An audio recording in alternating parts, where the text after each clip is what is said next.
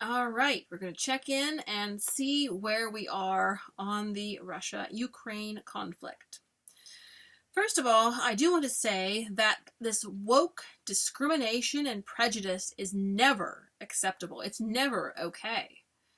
I've been watching just the ridiculous lengths of how the left is going to discriminate against Russian citizens wherever they are. And I mean, even probably going so far as to banning Russian music. I mean, I guess that there won't be any Nutcracker this Christmas 2022. Everyone will be boycotting Tchaikovsky, and the ballet and the opera. The ballet is going to have a rough time because lots of their biggest, most popular ballets are Tchaikovsky. So, and the way that the governments have been treating players on sports teams, I mean, okay, if they want to ban their team, that's okay. But it's another thing to try to take the players and individual citizens of Russia and force them to denounce their government. As Kim Iverson pointed out, it's not a safe thing to do. I mean, if you really think that their government is going to persecute their families or them when they arrive home for denouncing, obviously turning on their government in public, then you shouldn't want to put the Russian citizens in that danger. You know, not every citizen is for war. So it just shows, it's a testament to showing that humankind are jerks to each other in general. We don't learn much. I mean, there was discrimination against the Japanese during World War II, probably discrimination against the Germans as well, people who had nothing to do with the war, and here we are again. I guess the same case went with the war in Iraq. There was probably discrimination against Muslims who had absolutely nothing to do with the war and the terror attacks, and they were just going about living their lives, and they suffered discrimination. And here we are again. Humanity doesn't learn much. In their rush to somehow show their righteous indignation or their wokeness, they turn to discrimination and prejudice. So the left has nothing to stand on. It's just pathetic. And I would say that neither of these actors, neither Putin or Zelensky, are doing a positive thing. And I said, we don't understand what they're doing because we are looking at it from completely an outsider standpoint. To us, Putin invading Ukraine doesn't make sense, and it looks ridiculous, like an overreaction. I said, but then you try to get inside the head of the aggressors, and I said, to Putin, his actions make perfect sense to him. To him, he believes that he is protecting his country. To us, we don't see that his country was under that much of a threat, but he thinks it was. And now, but also, I said, by the same token, Zelensky is no angel, because he is also looking out for his interests. He has been, cheerleading us to get into World War III. And guess what World War III would bring? You guessed it. Devastation, millions of deaths, nuclear war. And so countries need to really think these things through. Yes, Zelensky wants to defend his country, and he wants to, blow up the rest of the world to do it.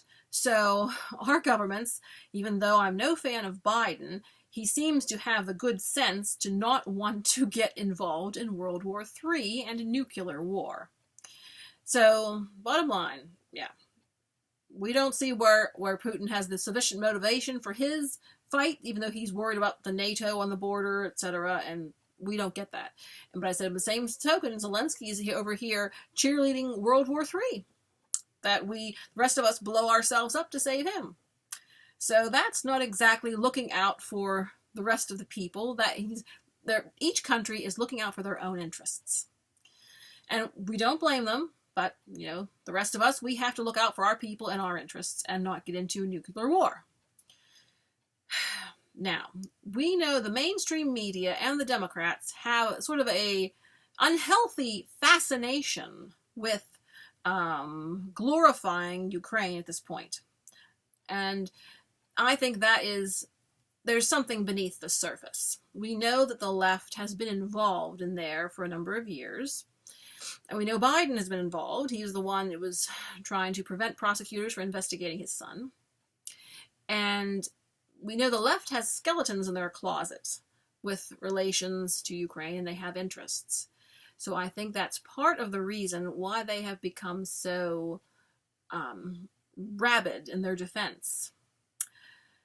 And also, it was pointed out to me that Zelensky has banned certain political parties. These are political parties that are currently serving in their government, in the Ukrainian government, and that seems to me like a very illegal thing to do. I mean, how would it be if the, Democrats banned the Republicans and kicked them all out of the Senate and Congress? I'm sure they'd love to do it. Or vice versa, if the Republicans banned the Democrats, threw them out of Congress. These were duly elected officials that are serving the government, and suddenly some actors within the government take it upon themselves to disband the representations of the people and be dictators. So, once again, Zelensky is no angel. Taking out the voice of opposition or the voice of duly elected politicians is not something the West would like to support. So I would say in this case, neither Putin nor Zelensky is necessarily worthy of Western support. But of course, discrimination against either set of citizens, either Russian citizens or Ukrainian citizens, is unacceptable. And humanity is in sad shape when they have to be discriminatory. From what I hear about the terms that Russia has been asking is that no NATO troops near their border, neutrality from Ukraine. They don't want them getting involved in other wars. And also they want them to recognize the independence of a couple of regions that wanted to break off and join Russia. That seems to be the terms from what I hear. Now, yes, you can definitely argue that Ukraine should have the sovereign ability to join NATO if that's what they want to do, and the sovereign ability to not recognize these other areas if that's what they want to do. So that appears to be what they're fighting for, the autonomy to be told by Russia how to run their affairs. And that seems to be where we are. But this case continues to develop, and we pray that the innocent people will be able to be rescued and be able to escape, and we pray for a swift resolution of the conflict, and we do not condone or approve of the mainstream media or these ridiculous actors whipping up